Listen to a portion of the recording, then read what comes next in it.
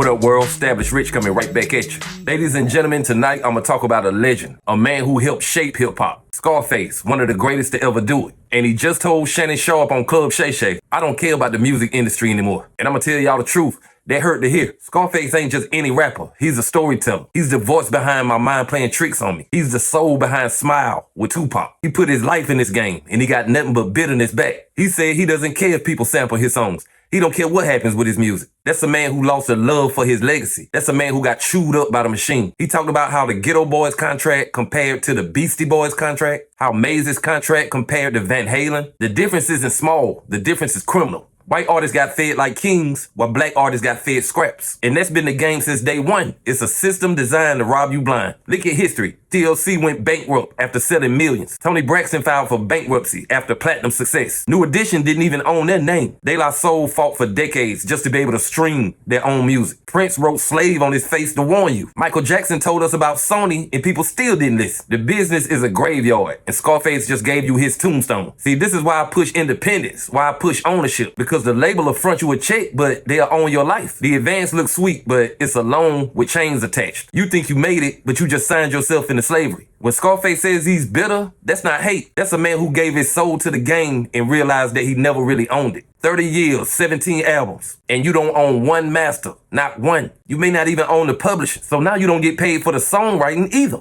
You built the house, but someone else got the deed. Every time people stream your music, somebody else is eating off your plate. And after decades of this, you stop loving the food. And that's what Scarface is. It's sad, but it's real. Even Drake, one of the biggest artists in the world, he's in a contract battle with his label because he doesn't own what he thinks he owns. And if Drake ain't free, what does that mean for the rest of us? It means the system is bulletproof. It means even the biggest artists are still chained to the label. And streaming made it worse. Streaming devalued the music. You don't sell CDs. You don't sell vinyls like you used to. You get fractions of a penny. And you gotta be billions of streams in to even see a check. So the label wins again and the artist loses again. The game evolved, but the exploitation didn't. This is why I felt Scarface so heavy, because I've lived this. Trying to break into the industry, dealing with people who want their cut. Everybody got demands. Everybody got terms. And you know they're unfair, but if you don't sign, you don't eat. So you compromise, and every compromise takes a little piece of you. Look at Diddy's artists. Look at Bad Boy. How many of them died broke? How many were complaining years later? Look at Cash Money. Wayne had to sue for his money. Look at Death Row. Artists left with nothing. It's a cycle. And Scarface is just the latest to say it out loud. When he said he didn't care, I heard a broken man. A man who loves music but hates the business. And that's the saddest thing you can ever hear, because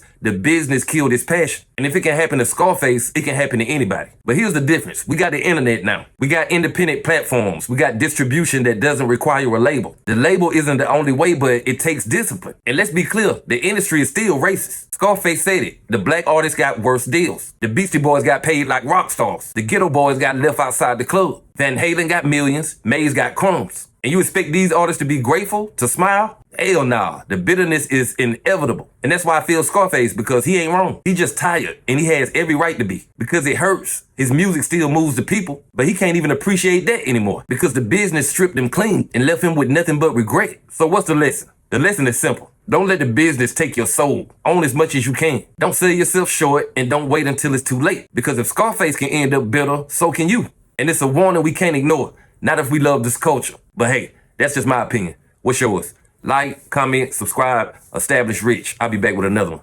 Peace.